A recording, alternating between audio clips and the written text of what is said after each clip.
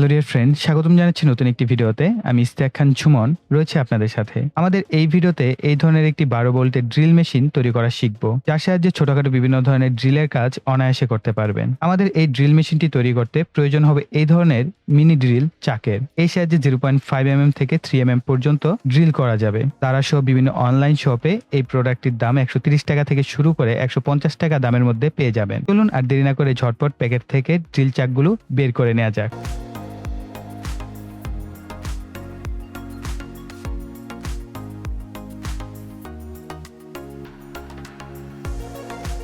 Alright, so আমাদের এটি হচ্ছে একটি 12 ভোল্টের ডিসি মোটর। সো আমরা এই ডিসি মোটরটির সাথেই মূলত আমাদের এই যে চকটা আছে, ড্রিল চক, সো আমরা এটাকে কানেক্ট করব এবং আমরা ড্রিল মেশিনটি তৈরি করব।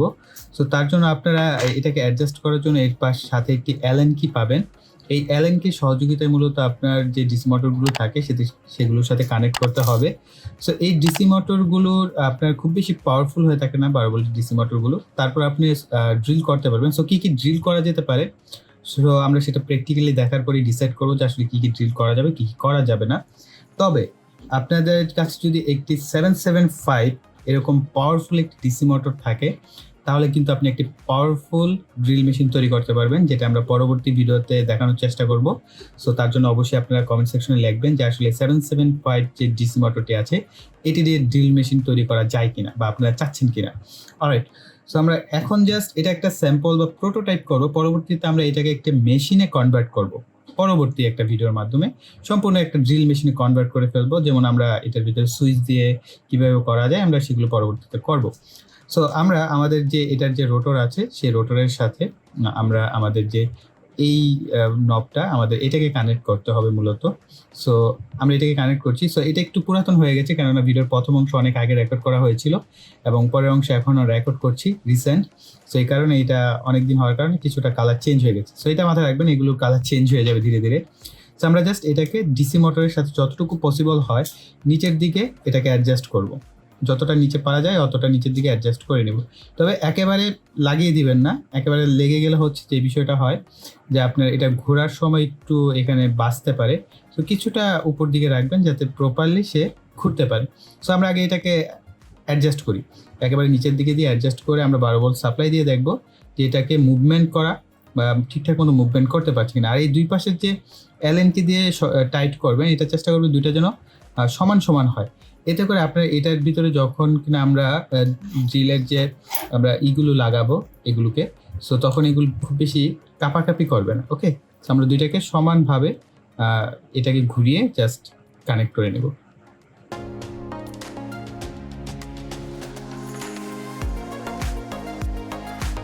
দেন আমরা এটাকে যতটুকু পসিবল হয় শক্ত করে লাগিয়ে নেব।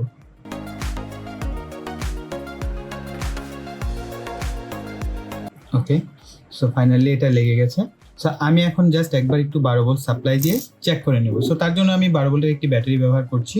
এখানে একটা ব্যাপার আছে, আপনার যদি মোটরে লাগানোর পর দেখেন যে ড্রিল প্রপারলি হচ্ছে না, সেই ক্ষেত্রে আপনি যে কাজটা করবেন, মোটরের যে দুইটা প্রান্ত আছে সেই প্রান্তগুলোকে আপনি চেঞ্জ করে দিবেন।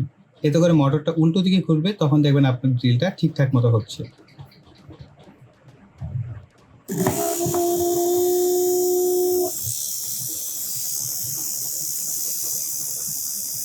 আই থিঙ্ক প্রপারলি এটা ঘুরতে পারছে। সো আমরা এখন মূলত আমাদের কানেকশনটাকে করি, দেন আমরা ব্যাটারিকে সাপ্লাই দিব। সো দেন হচ্ছে আমাদের এখান থেকে এই হোলগুলোকে সিলেক্ট করতে হবে আসলে কোন হোলের সাথে আপনার এখানে যে আমাদের ড্রিলের যে বিটগুলো থাকে কোন বিটগুলো কানেক্ট করতে পারবেন। সো এই ক্ষেত্রে আপনার এই মোটা বিটগুলো যে আছে সেগুলো আসলে ব্যবহার করা যাবে না। এর কারণ হচ্ছে আমাদের যে সাপোর্টিং যে নবটা আছে এটা দেখেন, এটার ভিতর দিয়ে কিন্তু এটা আসবে না। সো এই মোটা যে বিটগুলো আছে সেগুলো আসবে না। এটাকে আসলে কত সুতা বলে বা কত বলে এটা আমার জানা নেই, তবে এরকম যেগুলো আছে ছোট চিকন টাইপের, এর থেকে চিকনগুলো আপনি ব্যবহার করতে পারবেন। মেবি এটা 1 সুতা বা হাফ সুতা এরকম কিছু বলে। সো এগুলোর থেকে এগুলোর থেকে চিকন যত আছে ছোট সাইজের ড্রিল বিটগুলো, সেগুলো আপনারা ব্যবহার করতে পারবেন। যে দেখেন এটা অনায়াসে যাচ্ছে এবং আছে ভিতর থেকে এটা এপার ওপার যেতে পারে। সো এরকমগুলো আপনারা ব্যবহার করতে পারবেন। সো যখনই কিনা আপনি বিট কিনবেন, বিট কেনার সময় অবশ্যই এটা সাথে নিয়ে যাবেন, এটা দিয়ে মেজারমেন্ট করবেন। এবং আরেকটা জিনিস হচ্ছে এখানে আপনার দেখতে পাচ্ছেন বিভিন্ন হোলের সাইজ দেওয়া আছে, কত কোনটা কত সেটা কিন্তু আপনারা সেই অনুযায়ী আপনার এখানে কানেকশনগুলো করবেন। সো আমাদের এটার জন্য মেবি এটা দুইটা আমাদের এখানে দেখতে পাচ্ছি মোটামুটি বড় হোল। সো এই দুইটার ভিতর দিয়ে আমাদের পাস করা যায়, এটা দিয়ে পাস হবে না। সো আমাদের এটা থেকে হয়তো বা পাস হতে পারে, হ্যাঁ এটা দিয়ে পাস হচ্ছে। সো আমাদের এটা আমরা এইভাবে কানেক্ট করব, এটার ভিতর দিয়ে নিব, নেওয়ার পর আমরা এটার ভিতরে এটাকে অ্যাডজাস্ট করব। ঠিক এইভাবে আপনারা অ্যাডজাস্টমেন্ট করবেন। করার পর আমাদের উপরের যে সাপোর্টিং আমাদের এটা আমরা লাগিয়ে ফেলবো। লাগিয়ে এটাকে শক্ত করে অবশ্যই কানেক্ট করবেন, শক্ত করে। সো কানেক্ট করার পর হচ্ছে আমরা এখন কিছু টেস্ট করব। ওকে, সো সবার প্রথমে আমি আপনাদের সাথে পাতলা একটি জাস্ট ভ্যারো বোর্ড দেখাচ্ছি। মূলত ভ্যারো বোর্ড ড্রিল করার জন্য এই ড্রিল মেশিনগুলোকে তৈরি করা হয়েছিল, ভ্যারো বোর্ড বা পিভিসি বোর্ডগুলো। সো আমি জাস্ট এই ভ্যারো বোর্ডটাকে একটু ড্রিল করার ট্রাই করি, দেখি হয় কিনা। সো এখানে একটা বিষয় আপনারা খেয়াল করেন, এটা কিন্তু ভাইব্রেট করছে অনেক। সো ভাইব্রেট করার কারণে আসলে পারফেক্টলি জায়গায় হোল্ড করা যাবে কিনা। সো আমি জাস্ট এখানে টার্গেট করে জাস্ট এই পয়েন্টে আমি চাচ্ছি, এই দুইটার পয়েন্টে আমি একটা হোল্ড করার জন্য, দেখা যাক হোল্ডটা হয় কিনা।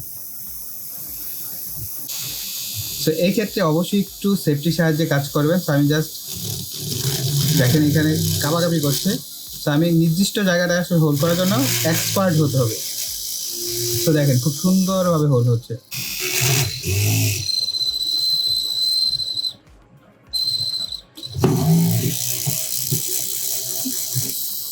সো ফাইনালি হোল্ড হয়েছে, তবে কয়েকবার ট্রাই করার পর এটা পারফেক্টলি হোল্ড হয়েছে।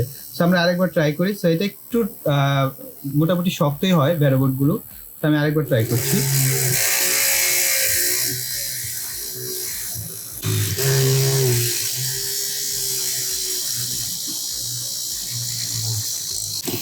সো মোটামুটি দেখতে পাচ্ছেন করা যাচ্ছে।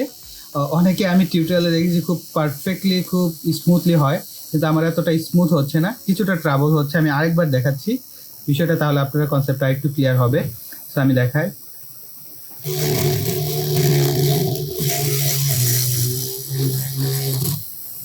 এখানে আপনার প্রেশার দেওয়া যাবে না, ও ওর মতো হোল্ড করে যাবে, জাস্ট একটু সময় নিয়ে নিতে হবে।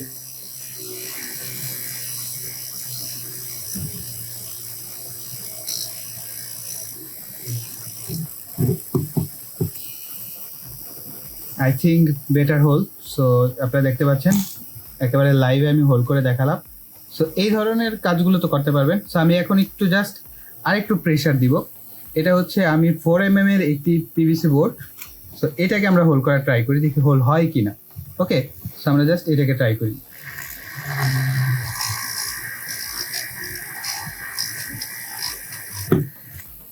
ওয়াও, এটা খুব পারফেক্টলি পেরেছে। মানে ভ্যারো বোর্ডে যতটা ট্রাবল শুট করছিল, এখানে অতটা ট্রাবল করছে না। সো আমি দেখাচ্ছি।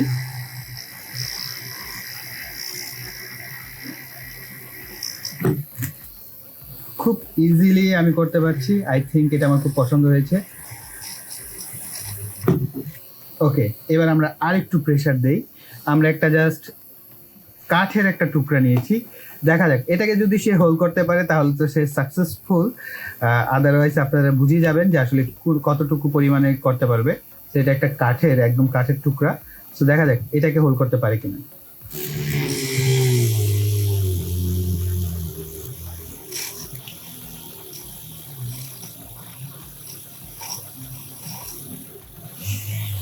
আচ্ছা, এটা একটু সোজা করে ধরতে হবে, বাঁকা তেরা হলে কিন্তু হোল্ড করতে অনেক কষ্ট হয়। তো সোজা করে ধরে রাখতে হবে। দেখা যাক সে পারে কিনা।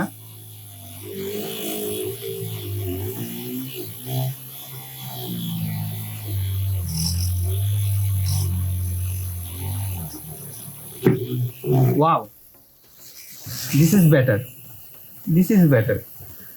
সো এটা কিন্তু হোল্ড করতে পেরেছে। সো আই থিঙ্ক লাস্ট বারের মতো আরেকবার ট্রাই করতে মন চাচ্ছে। আই থিঙ্ক আপনাদেরও আগ্রহ হচ্ছে আরেকবার দেখতে যে আসলে পারি কিনা। সো সময় লাগে, এটাই হচ্ছে একটা ব্যাপার, তবে পারফেক্টলি পাচ্ছে। সো একটা জায়গায় আমাদের জাস্ট পয়েন্ট আউট করতে হচ্ছে।